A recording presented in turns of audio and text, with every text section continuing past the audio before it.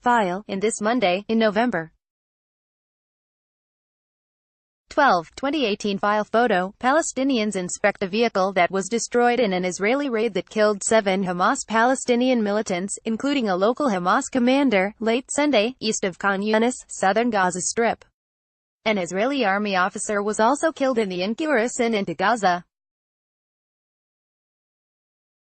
The fighting came just days after Israel and Hamas reached indirect deals backed by Qatar and Egypt to allow cash and fuel into Gaza. A month after a heavy round of Israel-Hamas fighting, the undercover Israeli operation that sparked the battle remains clouded in mystery. AP photo, Adel Hanna, file, Gaza City, Gaza Strip. AP, the small town of Abasan in the Gaza Strip is a tough place to infiltrate. Everyone knows everyone else, and outsiders passing through quickly attract attention. So when strangers drove through town, suspicious Hamas security men stopped the van and questioned those inside. The answers didn't add up. With their covers about to be blown, the Israeli undercover forces inside the vehicle opened fire, setting off a fierce battle that left 8 people dead and triggered a brief but intense round of cross-border fighting. A month after the exchange, the raid remains clouded in mystery. The Israeli army has kept mum, while Hamas officials have declined to comment publicly as they investigate the incident. With each side protective of its secrets, and possibly keen to spread disinformation, the full story may never be known. But based on interviews with Hamas officials, a picture is emerging of a carefully planned Israeli intelligence operation in which agents posing as Palestinian aid workers may have gone undetected for up to 2 weeks before it went awry. All officials spoke on condition of anonymity, citing a Hamas gag order.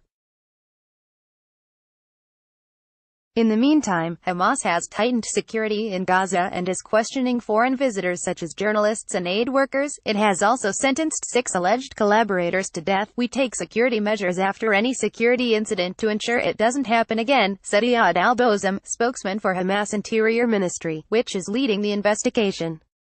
Israel and Hamas are bitter enemies that have fought 3 wars since the Islamic militant group seized control of Gaza in 2007 from the rival Palestinian Authority.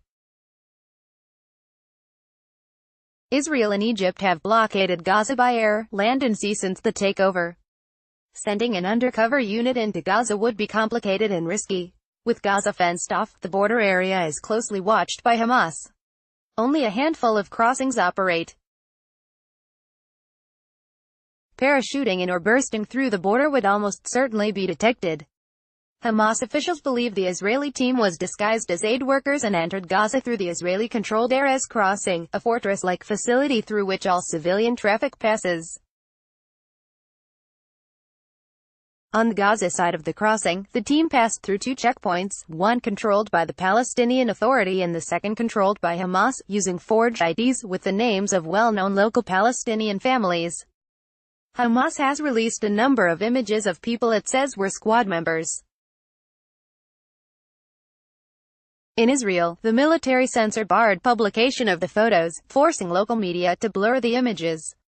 The Associated Press spoke to 8 Hamas figures, including some security officials. It remains unclear what the Israeli team did inside Gaza. One official said they posed as aid workers, pretending to move disabled people to hospitals in a van. The team had a wheelchair, along with a member disguised as a disabled woman. They visited many houses and even rented an apartment in Gaza City, he said. There are differing accounts on how long the team operated, from several hours to 2 weeks. One official said it appeared to have been a reconnaissance mission to breach the communications network of the resistance. According to some of the accounts, the scheme began to unravel when the team made its way to Abasan. Suspicious residents alerted Hamas security, which stopped their van. One official said the leader of the Israeli group, reportedly a member of Israel's Arab Druze minority, spoke the local dialect fluently and remained calm. But several things did not appear right. He said a woman was sitting between 2 men, even though their IDs showed them to be members of different families. Under local customs, it is frowned upon for a woman to sit alongside men who are not her relatives. That was the major reason for the suspicions, he said. Under further questioning, the team told Hamas that they were going to visit a woman who does not live in the area. Hamas security men asked them to wait while their commander, Noor Baraka, was summoned. According to various accounts, the situation deteriorated when Baraka arrived and began asking more questions. When Baraka ordered their detention for further questioning, the Israeli team opened fire and killed him. As the team fled, Hamas security men fired back, apparently killing the Israeli commander. Hamas officials say the team was over 2 kilometers, over 1 mile, from the Israeli border, and Israeli military aircraft, including 2 helicopters and a warplane, carried out over 40 airstrikes to give the men cover to flee. An airstrike destroyed the Israeli van, apparently to get rid of incriminating evidence. 6 more militants died in the fighting. Mohammed Abu Daqqa, a resident of the area, said he was at home about 8:45 p.m. on November 11 when he heard the sound of breaking glass outside.